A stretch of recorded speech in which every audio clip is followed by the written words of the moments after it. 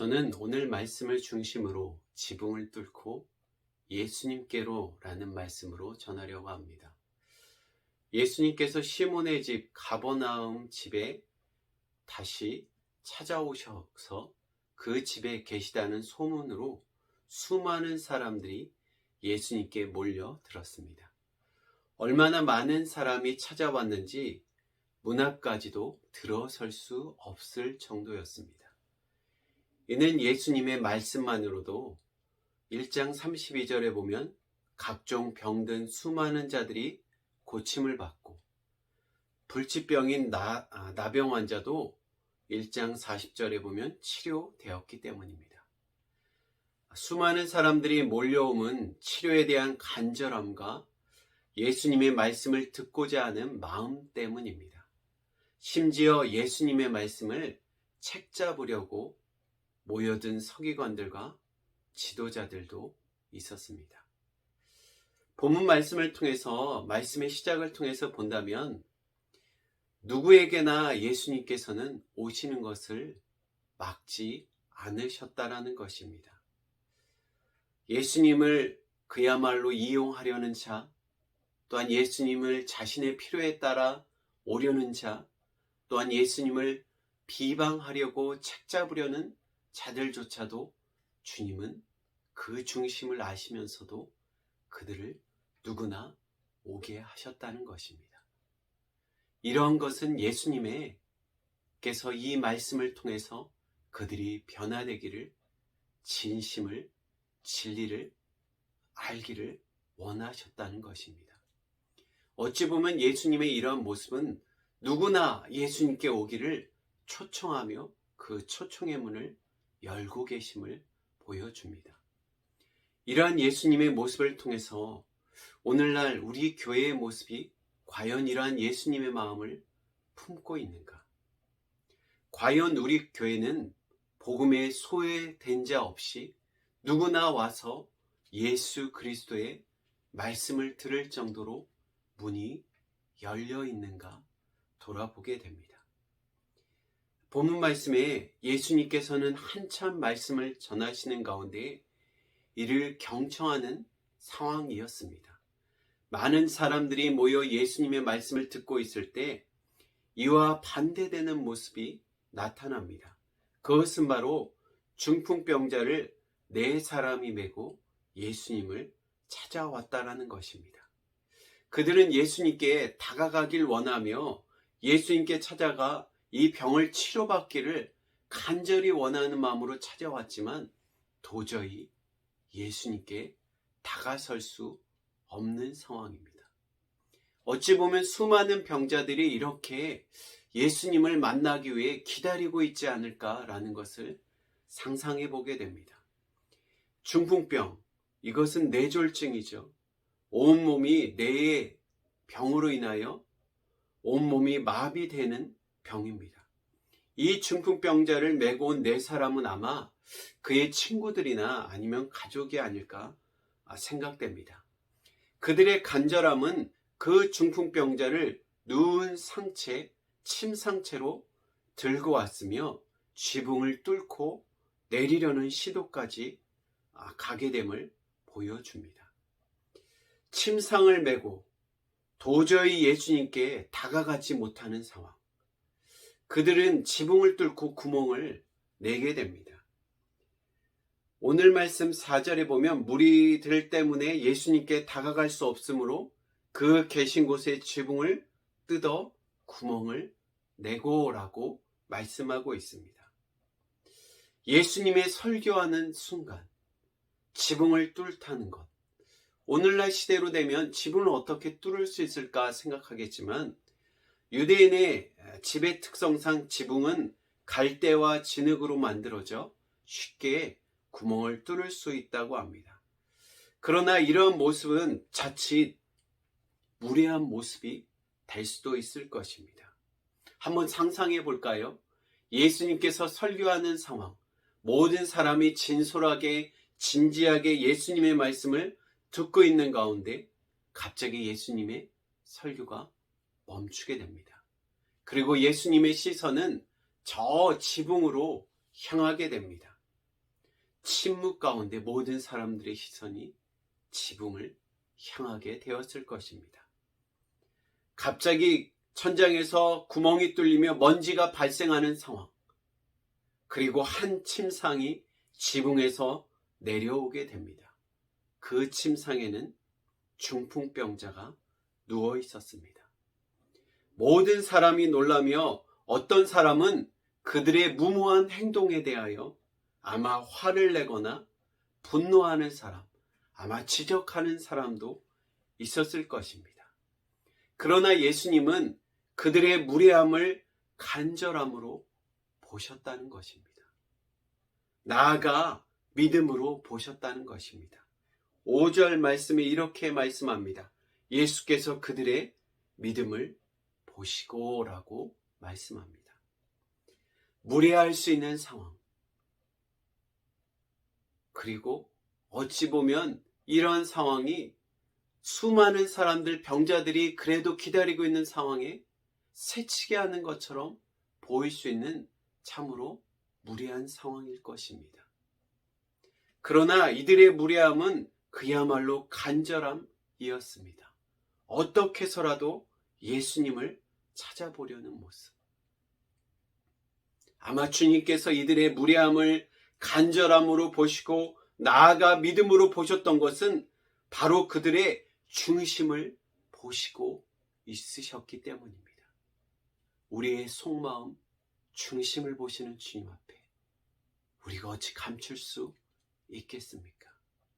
저는 오늘도 예배드리며 기도하는 상황 가운데 우리의 중심을 보시는 주님 앞에 솔직함을, 우리의 모든 것을 내어놓는 그런 진솔한 예배의 자리, 기도의 자리가 되기를 다시 한번 축복합니다.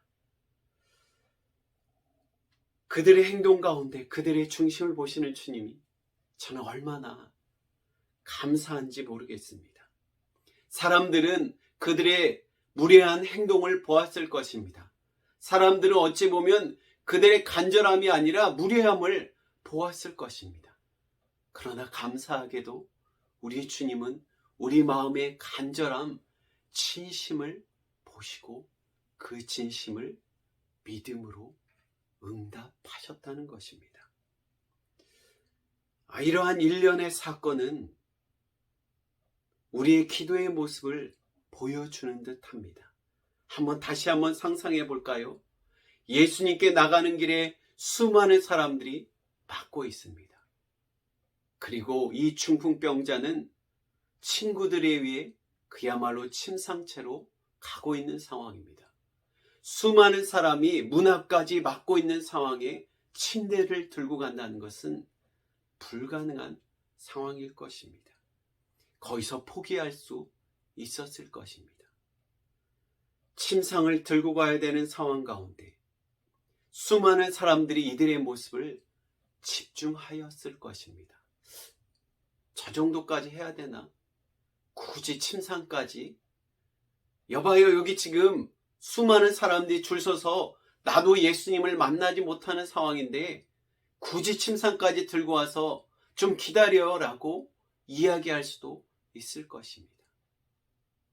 아마 우리 같다면, 아마 저와 같다면 그 자리에 포기하지 않았을까요? 또한 사람들이 이목이 집중하는 가운데 아마 부끄럽고 체면도 아마 구기게 되는 상황이 될 것입니다. 체면상 부끄러워서 나가지 못하게 되는 상황일 것입니다.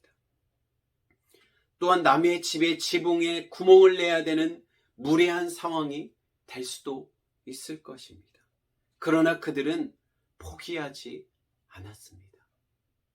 왜일까요? 한번 따라해 볼까요?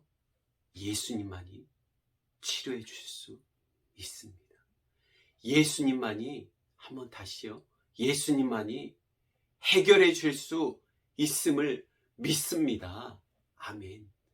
예수님만이 해결해 줄 수 있다라는 사실, 예수님만이 이 친구를 치료해 줄 수 있다라는 이 간절함, 그것이 기도의 모습처럼 그려졌습니다. 예수님은 이들의 간절함을 믿음으로 보셨습니다. 코로나19 상황 가운데 있습니다. 우리의 신앙이 너무 쉽게 타협되지는 많은 모습을 보게 됩니다. 특별히 기도의 자리가 그렇지 않나 돌아보게 됩니다. 크게 기도하지 못하는 자리. 어떤 분은 이렇게 얘기하더라고요. 예전처럼 그야말로 표현이 어떨지 모르겠지만 눈물 콧물을 쏟아내며 침을 튀며 간절하며 그야말로 온몸에 힘이 들 정도로 땀이 날 정도로 모든 눈물을 흘릴 정도로 기도했던 그 간절함, 큰 목소리로 울며 기도했던 간절함이 사라지고 있지 않은가. 저는 단순하게 코로나 상황 가운데 방역에 대해서 비상식적인 행동과 신앙을 말씀드리는 것이 아닙니다. 부모의 시대의 신앙을 한번 회상해 볼까요? 교회 예배를 위해 먼 거리도 마다하지 않았던 신앙. 농사로 또한 일상의 분주함으로 가족들의 반대 가운데도 새벽 예배를 지키고자 하는 마음. 하루에 한 번이라도 교회에 들려 기도하고자 하는 간절한 마음. 그리고 주님 앞에 울면서 소리치며 도와달라고, 주님 이 모든 것을 주님만이 해결해 주실 수 있다라고 울며 외치던, 무릎 꿇으며 때로는 한없이 흐느끼며 한숨으로 기도했던 그 간절함의 자리를 저는 다시 한번 이 예배를 통해서, 이 말씀을 통해서 우리의 기도의 간절함을 회복하는 자리가 되기를 축복합니다. 예수님만이 해결해 줄 수 있습니다. 예수님만이 여러분의 중심을 보시며 여러분의 간절함을 믿음으로 보시는 그런 자리, 간절함이 믿음으로 변화되는 그런 자리가 주님께 내 믿음을 보여주는 그런 자리가 되기를 축복합니다. 두 번째는요, 예수님께서는 그들, 내 친구의 이러한 간절함을 믿음으로 보시며 침상에 누운 당사자인 중풍병자, 그를 보시며 이렇게 말씀하셨습니다. 5절 말씀, 예수님께서 그들의 믿음을, 친구들의 믿음을 보시고 중풍병자 당사자에게 이르시되 작은 자야 내 죄사함을 받았느니라 하시니. 예수님의 이러한 죄 선언의 말씀은 주변 사람들로 술렁이게 하며 수군거리게 합니다. 특별히 예수님을 책 잡으려고 있던 서기관들은 속마음으로 7절 말씀에 이렇게 말합니다. 서기관이 6절, 서기관이 거기 앉아서 마음에 생각하기를, 이 사람이 어찌 이렇게 말씀하는가, 신성 모독이로다. 오직 하나님 한 분 외에는 능히 죄를 사하겠느냐라고 말씀하였습니다. 예수님께서 내 병이 나았다라고 곧바로 말씀하시지 않고 죄의 사함을 먼저 선언하십니다. 이는 중풍병자의 병의 원인이 죄로 인함인지, 또한 그의 죄에 대해서 이것이 확실한지 우리는 알 수 없지만 어찌 보면 중풍병자 자신은 이 사실에 대해 알고 있을 것입니다. 내면적인, 외면적인 모습을 통해서 중풍병자는 어찌 보면 억지로 예수님께 끌려 나온 상황입니다. 그야말로 친구들의 간절한 믿음으로, 간절한 마음으로 그는 침상채로 움직일 수 없는 상황으로 인하여 침상채로 예수님께 오게 됩니다. 오랜 질병 앞에 낫겠다는 희망, 소망은 점점 사라지게 되었을 것입니다. 친구들이 예수님의 소문을 듣고 예수님께서 해결해 주실 거야 라는 믿음으로 주님께 나왔지만 수많은 사람들이 이곳저곳에서 어찌 저렇게 침상을 메고 왔느냐라는 말에 아마 이 중풍병자는 친구들의 수고가 쓸데없다라고 생각했을지도 모릅니다. 예수님께 오랜 질병으로 인하여 예수님께 나가봐야 소용없다라고 생각하였을 것입니다. 그의 이러한 의심에 대한 주님의 지적, 죄에 대한 의심의 죄에 대한 말씀일 것입니다. 그러나 예수님의 죄사함의 선언은 중풍병자의 의심의 죄를 용서하시는 선언일 뿐만 아니라 그를 믿음의 자리로 초대하고 있으시다라는 사실입니다. 또한 이제 병의 나음으로 말미암아 믿음을 부어주시는 은혜임을 보여줍니다. 우리는 신앙생활하며 참 특이하지요. 내 믿음이 5까지 성장한 상황 가운데 5에서 6, 7, 8, 9, 10까지 성장해야 되지만 놀랍게도 우리의 신앙은 5에서 때로는 어떤 상황에 0으로 넘어질 때도 있습니다. 놀라운 기도의 응답이 있지만 우리의 기도는, 우리의 믿음은 어떨 때는 아무런 일도 없었던 듯이 다시 돌아가는 모습도 보게 되며 의심의 상황으로 넘어질 것입니다. 마치 중풍병자처럼 오랜 질병 앞에 완전히 무너지는 의심의 자리. 예수님께서 놀라운 역사를 소문을 들었지만 소망의 자리가 아니라 의심하는 자리 가운데 주님은 또다시 예배로 우리를 초청하시죠. 우리의 작은 의심조차도 예배 가운데 찬양하며 주님의 초청의 목회자를 통해서 또한 예배 가운데 찬양 인도자를 통해서 믿음의 초청의 자리에, 주님께 다시 나오라는 이 초청의 자리에 우리는 의심하며 찬양하는 가운데 주님의 은혜가 다시 한번 우리를 초청하며 붙드신 가운데 어느새 찬양이 내 고백이 되며 어느새 무의미했던 찬양이, 무의미했던 말씀이 내 영과 골수를 찔러 쪼개며 다시 주님의 초청에 아멘. 주님만이 나의 힘이십니다. 주님만이 나를 도와주실 수 있는 분이십니다. 나의 구세주이십니다라는 초청에 다시 믿음으로 회복되는 은혜. 그 주님의 초청의 자리로 말미암아 오늘도 우리가 이 은혜의 자리에 있음을 믿습니다. 이 예배 가운데, 이 주님의 초청의 자리 가운데 다시 한번 주님을 향한 믿음과 은혜가 충만해지는 그러한 자리가 되기를 축복합니다. 마지막 세 번째로는요, 나가서 예수님께서는 죄의 결과, 질병과 고난으로 살아가는 모든 인류를 향한 예수님의 죄 사함의 선언을 말씀하고 있습니다.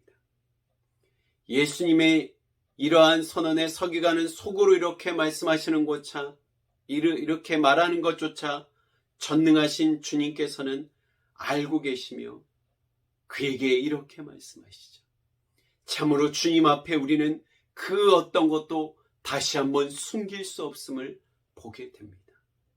8절 말씀에 어찌하여 이것을 마음에 생각하느냐. 9절 중풍병자에게 내 죄사함을 사함을 받았느냐 하는 말과 일어나 내 상을 가지고 걸어가는 하는 말 중에 어느 것이 쉽겠느냐.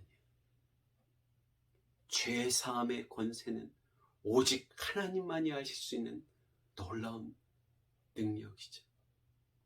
그 능력과 대비해 일어나 내 상을 걸으라는 치유의 명령은 그야말로 아무것도 아닐 것입니다.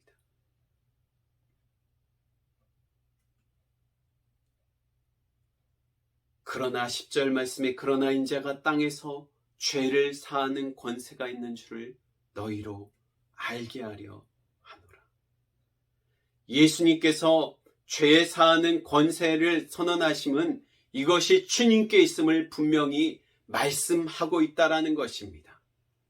예수님께서는 죄 사하는 권세가 있음을 선언하신 후 중풍병자에게 이렇게 명령하십니다. 12절 12절 말씀 한번 제가 읽겠습니다. 11절입니다. 내가 내게 이르노니 일어나 내 상을 가지고 집으로 가라 하시니 12절 그가 일어나 곧 상을 가지고 모든 사람 앞에 나가거늘 그들이 다 놀라 하나님께 영광을 돌리며 우리가 이러한 일을 도무지 보지 못하였노라. 중풍병자의 죄사함의 선언 후 주님께서 내 자리를 들고 일어나 걸으라 말씀하셨을 때 온몸이 마비로 오랫동안 누워있던 그가 주님의 말씀만으로도 일어나 걷는 역사. 이 모든 역사를 통해서 드러나는 것은 무엇이죠? 주님이 죄사함의 권세가 있는 하나님이심을 증거하고 있습니다. 우리는 분명히 알아야 될 것입니다. 예수님께서 이 땅에 오신 이유는 우리의 죄를 용서하기 용서하기 위해서입니다. 인자가 땅에서 죄를 사하는 권세가 있는 줄을 너희로 알게 하려 합니다. 10절 말씀. 분명한 죄의 용서 없이 자신의 죄인됨을 인정하며 회개함 없이 참 신앙은 출발할 수 없습니다. 죄로 인한 결과의 비참함으로부터 우리를 구원하시기 위해 이 땅에 오신 주님 앞에 주님께서 오늘도 우리를 회개의 자리로 초청하고 있다는 것입니다. 예수 그리스도를 믿는다는 것, 그것은 무엇이죠? 바로 내가 죄인됨을 인정하며 그분 앞에 나의 죄를 철저하게 회개하는 것입니다. 왜요? 주님이 오심은 죄를 용서하셔서 죄인으로 의인됨 하나님의 자녀로 삼기 위해서입니다. 그러므로 예수 그리스도를 믿는다는 것, 참된 신앙의 출발점은 철저한 회개로부터 시작된다는 것입니다. 아무런 회개함 없이 자신의 죄인됨을 알 수 없고 회개함 없이 예배 드린다는 것, 그것은 예배의 공허함을 낳게 됩니다. 신앙생활이 마치 습관처럼 되며 신앙생활이 마치 어떠한 종교생활처럼 되는 이유는 뭐죠? 철저한 회개함이 없기 때문입니다. 저는 이것에 대해서 이렇게 표현하고 싶습니다. 죄에 압사되는 은혜. 죄에 압사되는 은혜가 있기를 축복합니다. 성경을 통해 주님 앞에 섰을 때 주님 앞에 나오는 모든 자는 자신의 죄인됨을 마주치게 됩니다. 자신의 죄인됨을 주님 앞에 인정하게 됩니다. 그래서 예수님을 만난 모든 제자들은 하나같이 이렇게 고백합니다. 주여 나를 떠나소서. 나는 죄인이로소이다. 주님, 저는 죄인입니다. 제가 어찌 감히 주님 앞에 나아가겠습니까? 제가 어찌 주님의 제자로 주님의 자녀로 부름받을 수 있겠습니까? 저는 감히 주님 앞에 나갈 수 없습니다.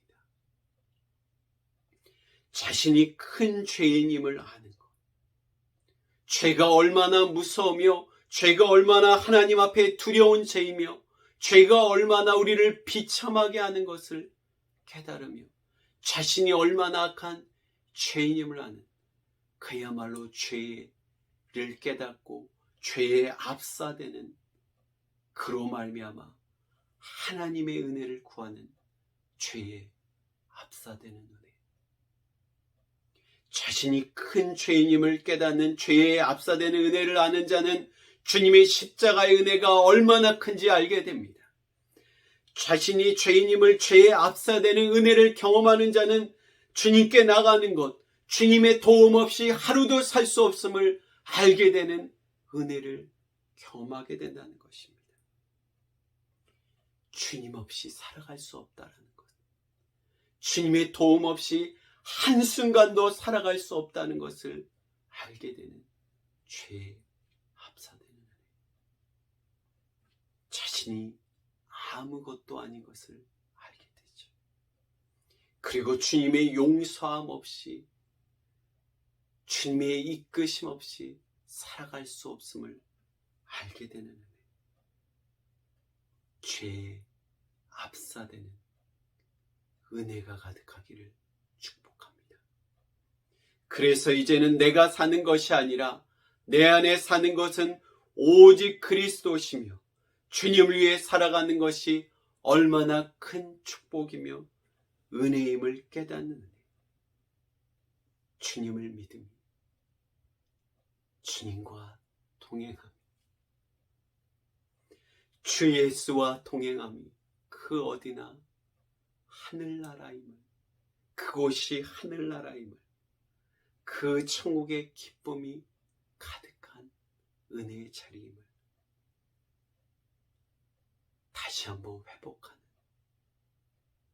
다시 한번 이 주님의 은혜, 그 은혜의 보좌로 나가는 것이 얼마나 기쁜 자리임을,